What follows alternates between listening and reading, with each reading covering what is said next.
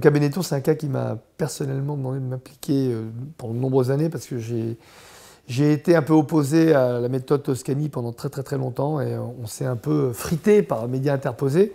Malheureusement pour lui, l'histoire m'a donné raison puisque comment faire de cette immense marque et de cette immense campagne de publicité une campagne suicidaire?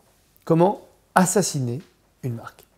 Benetton, c'est d'abord un immense conglomérat industriel italien cette grande famille, cette dynastie de Benetton, qui a inventé à la fin des années 60 une idée toute géniale, c'est d'avoir un même modèle dans 50 coloris différents.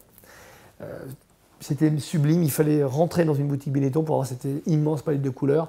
On était obligé d'acheter quelque chose, c'est pas possible. Pourquoi? Parce que c'est par les couleurs qu'on nous attirait et non pas par le modèle. Et en plus, ce modèle était basique, donc on était obligé d'y aller.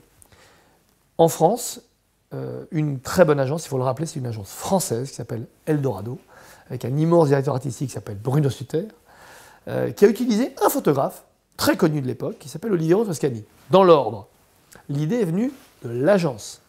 Et l'agence a inventé un slogan qui aujourd'hui encore, on en parle dans les campagnes cultes, pour sortir demain matin, c'est United Colors of Benetton, les couleurs unies de Benetton. Voilà, ils ont tout dit, ils ont tout résumé en une phrase. Cette phrase a raconté l'histoire de Benetton pendant des années et elle était agrémentée et illustrée de visuels absolument sublimes, sur fond blanc, très vivant, très gai, très coloré, d'un black qui embrasse un blanc, d'un rabbin qui embrasse une bonne sœur, etc., qui résumait en un petit clin d'œil visuel et dans les mots que toutes les couleurs du monde doivent s'unir, c'est positif, et surtout, ça a servi le propos de la marque qui vendait des pulls de toutes les couleurs. Là, c'est la première phase que j'appelle la phase quasi parfaite. Il y a peu de cas aussi parfaits que celui de Benetton, qui a été un succès commercial, succès d'estime, succès d'image, qui a explosé d'un point de vue industriel. La marque, enfin, c'est le succès comme on voit à Zara aujourd'hui, mais Zara n'a pas réussi grâce à la publicité. Là, c'est la publicité qui a créé cette marque-là. Et après, il y a eu la phase 2. Et la phase 2, c'est le délire paranoïaque d'un homme qui s'appelle Oliviero Toscani, qui a cru qu'il était l'inventeur de Benetton, l'inventeur de la campagne, qui était le patron de Benetton, et que la destinée de Benetton était entre ses mains.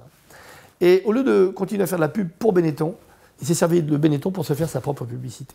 Et il s'est dit, au début des années 90, c'était le moment où vraiment les grandes causes prenaient un peu plus de sens, c'est l'arrivée du sida, c'était bon, pas la fin de la fin, mais des époques des années 80 où les bandes AIDS faisaient des concerts humanitaires. On était vraiment dans le côté, le monde se réveille, le monde est en train de s'unifier, de s'unifier, comme le mot United de United Colors, et de se dire, on doit être conscient de la réalité de la planète. Soit. Et il s'est permis de faire des campagnes. J'y s'est permis parce qu'on l'a autorisé, et puis parfois il y allait vraiment franco, parce que Luciano Benetton était tellement à ses pieds qu'il a laissé faire. Des campagnes avec un homme en train de mourir du sida, avec marqué United Colors en bas. Et là, je me rappelle, la première fois qu'on m'a montré ce visuel, tout le monde a crié au génie. Cryogénie ou cryogénie, je ne sais pas comment il faut le traduire, parce que quand j'ai regardé cette campagne, j'ai dit, mais elle me dit quoi? C'est un homme avec une photo dramatique, qui est en train de mourir du sida, allongé, signé United Colors of Benetton. Où est le rapport? Alors j'en ai entendu une autre. Après il y avait un fœtus noir dans des mains blanches, etc. Enfin, puis je me dis, mais on veut donc dénoncer quelque chose, c'est bien. Et donc j'ai cherché en bas de l'affiche, naïvement. Je me suis dit, c'est génial. Benetton crée une fondation. Et ça, pour moi, c'était le coup de génie. Puisque après, j'ai même écrit une lettre à Luciano Benetton et à Toscani. Quel coup génial. Ils créent une fondation. Et ça montre qu'en fait, ils vont au bout de la campagne United Colors. Ils éveillent les consciences dans le monde entier pour montrer que les couleurs ne sont pas si unies que ça et que finalement ça cache pas mal le problème. Et donc ils vont reverser peut-être 1% de leur chiffre d'affaires au camp de cause. Pas du tout. Je me retrouve sur un plateau, après avoir écrit à Benetton et à Toscani. On s'insulte avec Toscani copieusement parce qu'il me traite de Mireille Mathieu de la pub. Enfin, disant, vous n'avez rien compris des publicitaires, il faut que la pub devienne un message, la pub devienne un art, etc. Et moi j'ai toujours été convaincu, qui suis artiste par ailleurs, que la pub n'est pas un art. C'est l'art de vendre peut-être, mais ce n'est pas un art. On utilise les artistes pour vendre. La pub est un acte commercial, c'est un acte pécunier. Il ne faut pas avoir honte de le dire, c'est comme ça qu'on fait de la bonne pub. Et là, je me suis dit, mais non, je suis désolé, la pub Benetton aujourd'hui éveille peut-être les consciences, mais elle va endormir la marque. Donc il faut choisir entre réveiller une marque ou réveiller les consciences pour tuer une marque. Et pendant des années, consciencieusement, Toscani a enterré Benetton. Pourquoi? C'était un pari qu'on avait fait tous les deux. Bon, malheureusement pour lui, je l'ai gagné. Parce que quand on arrive aux États-Unis, qu'on se permet de provoquer avec des campagnes immondes, négatives, choquantes et non pas provocantes. Parce que quand vous provoquez le débat. Quand vous choquez, vous repoussez. Eh bien, qu'est-ce qui se passe? Vous connaissez les Américains, hein, c'est binaire, c'est on, off. C'est Benetton, fini. Et quand ils disent fini, c'est don't take it personal, c'est juste fini.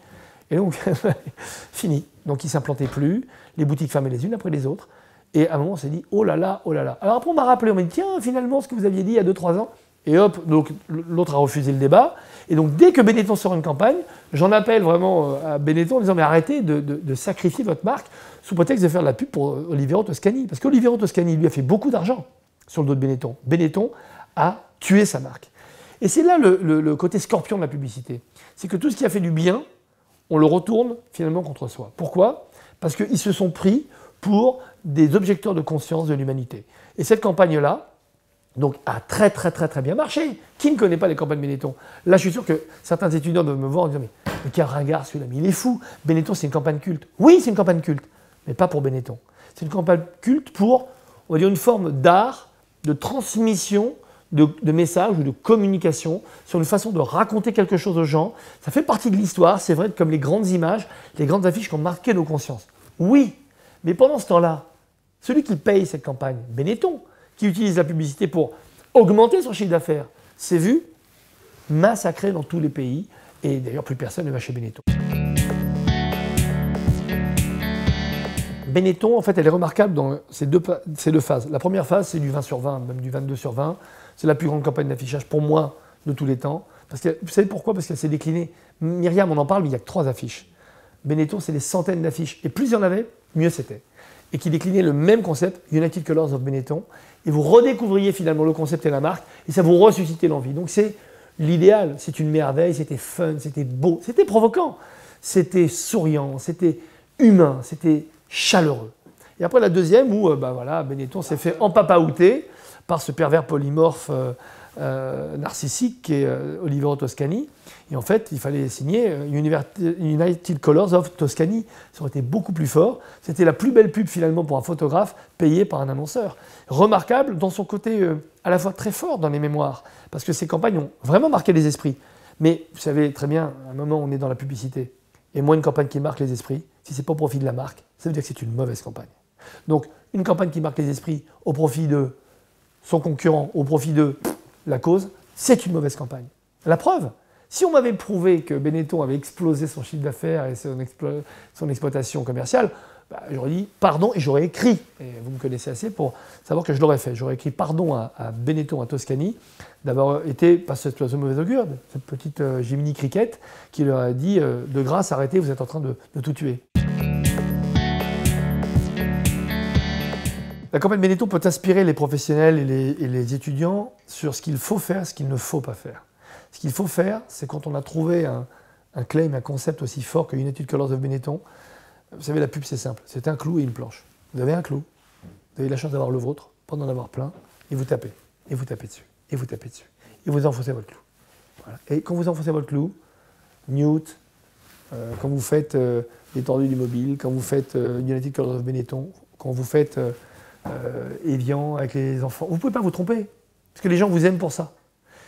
Et après, il y a ce qu'il ne faut pas faire, c'est quand la pub sort de son cadre, quand la pub devient un art. Je veux dire, la pub n'est pas un art, la pub est un acte commercial, c'est l'art de vendre, c'est utiliser les artistes, mais ce n'est pas un art. Quand elle sort de son propos, vous rentrez dans les musées. Et pour moi, Benetton, il y a 2 phases, celle qui est dans la rue et celle qui est dans les musées. La deuxième phase, malheureusement, qui a tué la marque, reste dans les musées, mais à 2 titres. C'est comme peut-être une des plus grandes campagnes de l'histoire pour ce qu'elle a provoqué comme débat, comme choc, comme interrogation, et comme la pire campagne publicitaire de l'histoire, parce qu'elle a assassiné, tué, massacré une marque qu'il avait fait naître. Ce qui est quand même un paradoxe un peu absolu. Alors les étudiants, comme d'autres campagnes dont vous traitez dans votre très joli projet, doivent regarder donc ces 2 phases comme un cas marketing, un cas historique d'une marque qui a fait ça et puis qui a refait ça. Mais en gardant en valeur absolue quelque chose de positif. Vous savez, moi, je garde tout le temps d'un mal sort un bien. Dans les 2 phases, c'était conceptuel, c'était fort, c'était impactant. Ça ne pouvait pas passer inaperçu. au moins, même dans ces catastrophes de sa deuxième phase, on ne pouvait pas regarder une affiche Benetton sans en parler à quelqu'un. Donc là, le grand succès de toute cette campagne de l'origine jusqu'à aujourd'hui, c'est qu'elle a fait parler, qu'elle a suscité l'intérêt, qu'elle a créé le débat. Ça, il faut le garder en tête pour les étudiants. Si vous communiquez pour ne pas laisser de traces, ne dites rien.